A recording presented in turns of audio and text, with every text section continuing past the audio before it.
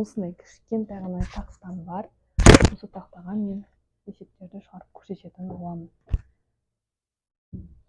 Жартысы мен жартысы тақтай болады. Тақтай деп қой. Яғни бізде бұл есебіміздің берілгені бізде РО2. Яғни оттекті қосылысы РО2 екен.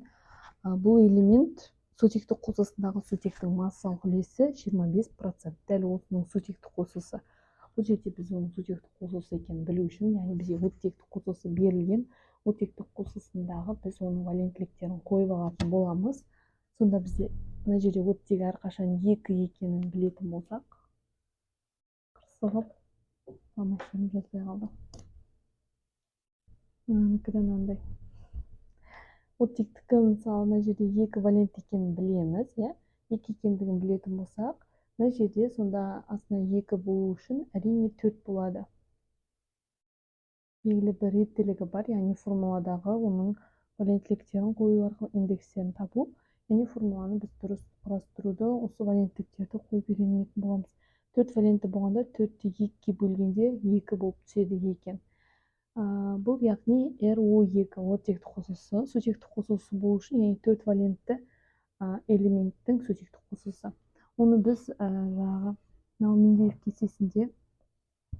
Менделеев кестесінде қараңыз, 1, 2, 3, 4-ші топтың оттектік қосылысы РО2 деп тұр, сутектік қосылысы RH4 деп тұр.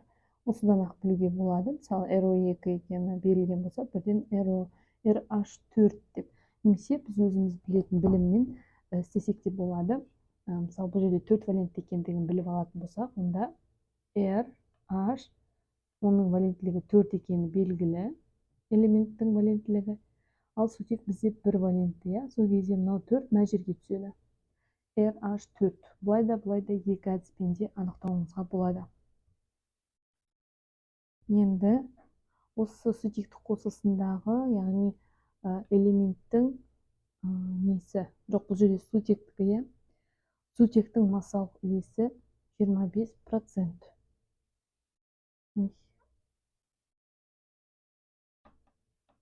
25% екені белгілі. Алай болатын болса, біз бұл есепті келесі формуламен шығарамыз. Ол дегеніміз омега бөлінген AR. Осы формуланы пайдалана отырып, біз есебімізді шығара алатын боламыз. Ол дегеніміз, яғни бұл жерде мына формуладағы сутектің үлесі 25 болса, онда біз мына элементтің үлесін оңай табамыз. Яғни 100-ден азайтсақ, сонда бізде 75 болады, Сонда екеуін қосқанда 100% шығу керек. Сонда элемент 75%, ал сутегі бізде 25%. Осы білімдерді, осылар берілгенін пайдалана отырып, біз шығаратын боламыз. Яғни оның біз айырын білеміз. Оның ішінде, яғни сутектігі, яғни осы формулаға қоятын болсақ, бірінші элемент үшін омега 75-ге тең бөлу депті айыры белгісіз. Оны x деп белгілейміз. Қос нүкте. Бірінші сутектікі 25. Бөлу айыр. Сутектікі қараңызына жерде сутек 1-ге тең айыры. 1-ді көбейтеміз 4-ге. Өйткені қараңыз RH4 деп тұр. Сондықтан да сутекті көбейтеміз 4-ге.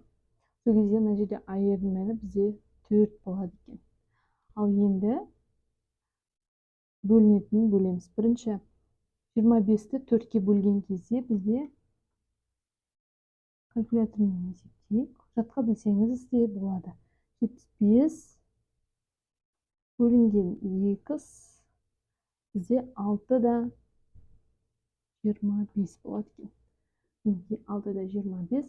Яғни бізде 2 қатынас шығып тұр. Енді бұл жерде біз x-ті бір жаққа, сандарды бір жаққа қойып, соның мағынасында бір деп есептесек, 6-да 25 x тең 75-ге.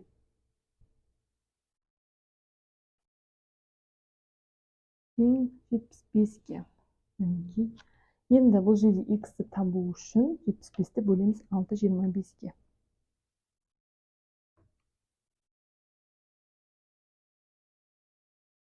Бізде 12. Бұл деп отырғанымыз кестедегі төртінші топта орналасқан көміртек элементі. Көміртек элементі шынымен де төртінші топта орналасқан. Егер қарайтын болсаңыз, және де оның оттекті қосылысы CO2 деген қосылысы бар оттекті, және сутекпен CH4 деген қосылыс түзеді екен.